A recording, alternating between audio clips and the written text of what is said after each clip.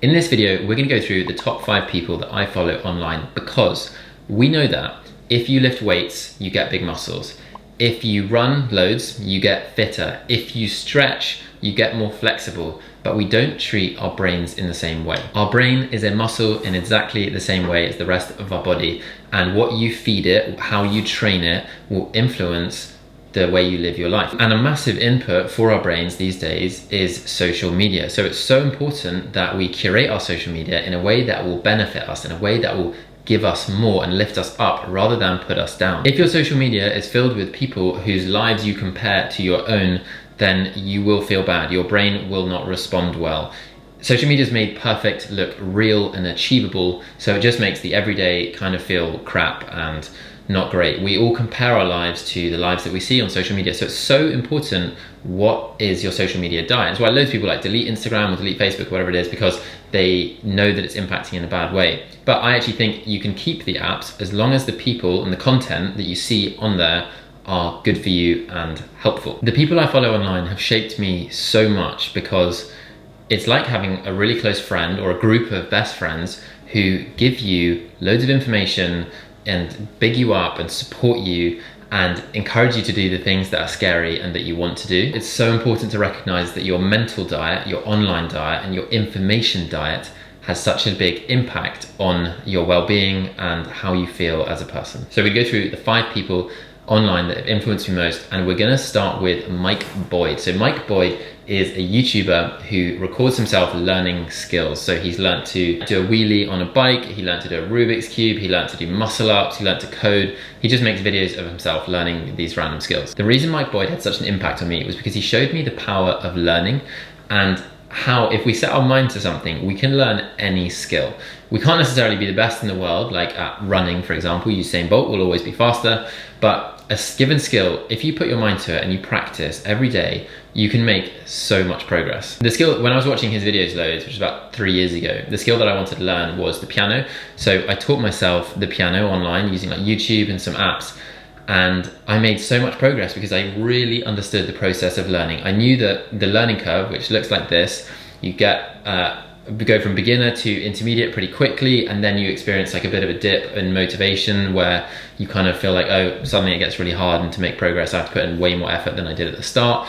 And then those practices that you do continue to put in, they start to compound and you get more results again. Teaching myself the piano was like fundamental for me understanding that learning is a superpower. You just have to turn up every day and do it a little bit. You just get 1% better every day. You can make so much progress, and Mike Boyd really showed me that. So thank you, Mike. You were the first like big YouTuber who really had an impact on me. So the second person who's had a really big impact on me online is Ali Abdaal. So he's a YouTuber and he was a doctor in Cambridge for quite a while. Now he's like a full-time YouTuber. And the impact that he had on me most was making money online, and which I'm not doing yet, but that is like my long-term plan, is to make money online and get passive income so that I don't have to rely on one job for money. I write this email newsletter every Sunday, and that is just 100% a result of Ali telling me the benefits of writing a newsletter and encouraging the people who follow him on YouTube to write their own.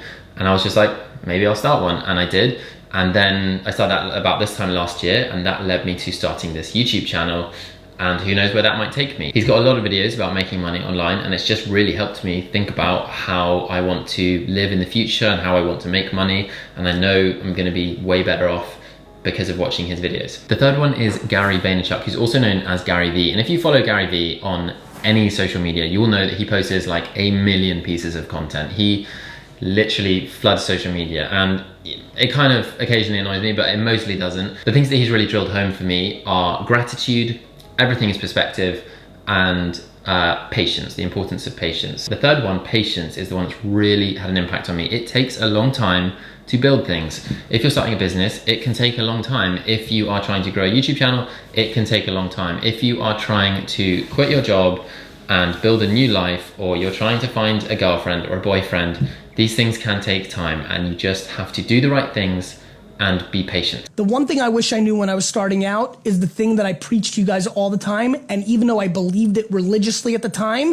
even though I was 100 on it, I would have been 110 on it, which is patience. Patience is a seriously underrated virtue in the modern world. We often want things quickly now, the world of instant gratification and, you know, instant delivery of food, of like parcels or whatever we need, we can just get it, which kind of encourages us to not be patient for the things that do take time, like building a good career, like starting a business, like having a good group of friends around you. Patience is so important, and Gary Vee just really instilled that value in me. So if you're not following Gary Vee, I definitely recommend following Gary Vee. The next person is Brene Brown. So I love Brene Brown. She is a researcher and an author, and she has this quite well-known TED Talk about the power of vulnerability. And that is the thing that Brene Brown is most well known for, is like vulnerability, but also I listen to her a lot when she talks about perfectionism. Firstly, vulnerability, her point is that when we are vulnerable and we give away part of ourselves and open ourselves up, we create a space for people to connect with us. It's the same with when we feel shame. When we feel shame, we fear that we're opening ourselves up to ridicule, and we're creating a space for people to criticize us. We're fearing that if someone sees that part of us, we've got this like hidden part, if someone sees it, they will criticize us, and that is shame. When you have the courage to be vulnerable, actually what you find is that people resonate with it, people connect with it, people see themselves in you. And I've tried to do that more and more with like YouTube videos, with the stuff that I write in my email newsletter, just in my relationships in general. The more of yourself that you reveal, the more space there is for other people to engage with you and connect with you. I think it's quite profound, and Brene Brown just like talks about this kind of stuff in like such an amazing way. I'm reading her book at the moment, and the other thing that she talks about is perfectionism, and perfectionism is the barrier to excellence. We often think that perfectionism will make the thing better, but actually perfectionism, she says, is a function of shame. We fear that if it's not good enough, if the thing that we're producing, the video, the piece of work, the piece of art, if it's not good enough, then we're not good enough. And that is why perfectionism is a barrier, not something that helps us. She says that the opposite of perfectionism is healthy striving for excellence. So it's hard to interpret, I think, a little bit, but basically she means you can just try and be excellent, but you don't have to let your fear of not being enough get in the way of the work that you produce. And I think that's a really nice idea. It's something that I've like battled with making videos, is like you want them to be really good, you want them to be perfect, but you can't let your video represent your self-worth. It's just, they're not directly connected. It's a separate product. So Brene Brown's had a massive impact on me, like having the courage to be more vulnerable and to give more of myself away. Just on the vulnerability thing, there's a cool quote from Simon Sinek in a conversation with Brene Brown where he says that vulnerability is giving someone the power to destroy you, but trusting they don't use it, which is pretty mental, kind of scary that, you know, you're sort of giving someone the power to destroy you, but it's a nice idea. The final person who has had a massive influence on me online is Naval Ravikant.